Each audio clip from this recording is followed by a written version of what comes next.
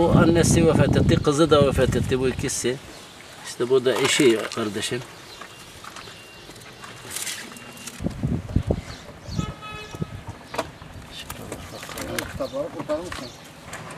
İşte şunlar üçü vefat etti bak bunlar.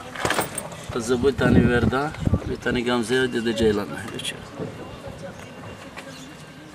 Burası Hatay Samandağ ilçesinde Cumhuriyet Mahallesi'nde oturuyoruz. Bu 6 katlıydı, 6 dairelik 3 katlıydı bu taraf. 6 Şubat'taki işte o gece artık bir baktık sallanıyoruz.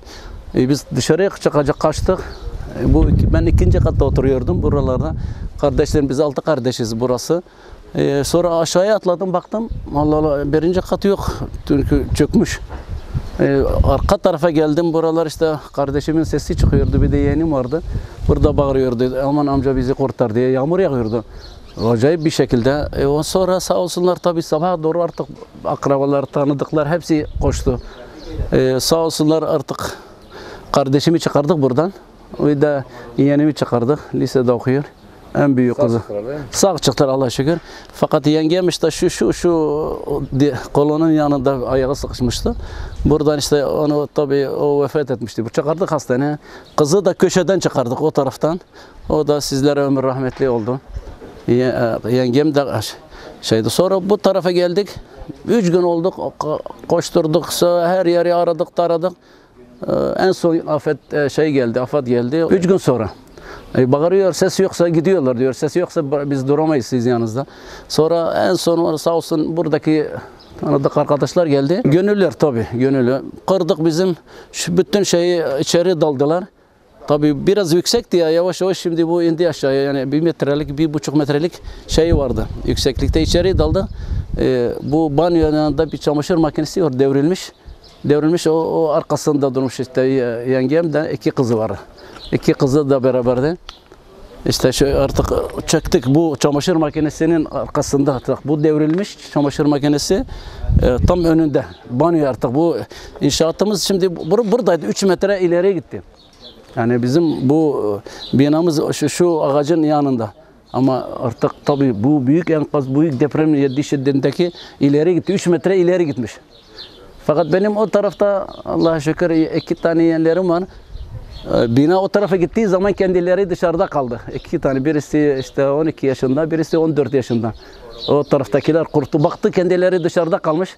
Hemen kaçtılar yani. Yani hiç kimse şey etmeden, yani çok şiddetli bir şey oldu. Vallahi işte 1 ay yakın oldu. Deprem şey oldu. Bizim hala duruyor yani, bizim ağır hasarlı diye geldi yazdılar bunu. Numune aldılar bu inşaatlardan. 2. katta. Yok, bu 1. kattaki kolonlardan numune aldılar bak. Belirli kişiler geldi sağ olsunlar. Artık bakıp bekliyoruz yani ne gibi bir şey. Vallahi bizim daha bekliyoruz. Çadırlarda yani elektriğimiz yok, suyumuz yok.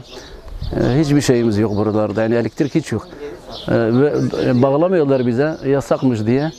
Sağ olsun bize tanıdık bir tane konteyner gönderdiler. Gene ona elektrik bağlamadılar. İhtiyaçlarımız işte o yüzden su çok önemli bize, gerek tabii elektrik de önemli bize. Bekliyoruz işte bir şeyler bize getirsinler diye. Vallahi duruyoruz işte, bekliyoruz. Su işte dağıtılan yerlerden bazı sağ olsun bazı tanıdık işte gönüllüler getiriyorlar bize. Getiriyorlar yani yemek gibi şeyler, ama yemek yapacak bir yer yok buralar artık. Hazır olan ya büyük şehirlerden dağıtılan yemeklerini oradan getiriyoruz buraya. Oradan getiriyoruz sağ olsunlar. Ama bilmiyorum işte, korku yani yarın kışın mesela, gerçi yağmur daha yağmadı ama bir yağmur olursa artık çadırların ne hali olacak bilmiyorum ama bilmiyoruz ne olacak. Bekliyoruz daha. Biz mesela olmaz ki bizim bahçelerimiz şeyimizi dedik. Eğer burada bunu temizlerlerse bir şeyler koyarız burada, aynı yerimizde durabiliriz yani, durursak. Biz burada istiyoruz kalmak için. İşte öyle bir tek suyumuz, elektriğimiz olsa yani belli normal bir şekilde yürüteceğiz, çünkü buraları bıraksa gitsek nereye gideceğiz ama? Yani insan yaşadığı yer artık nereye gidecek? O yüzden bekliyoruz. İnşallah bir de bu eksiklerimiz de şey olsa, bu yerleri temizlenirse ondan sonra burada kalmak istiyoruz biz.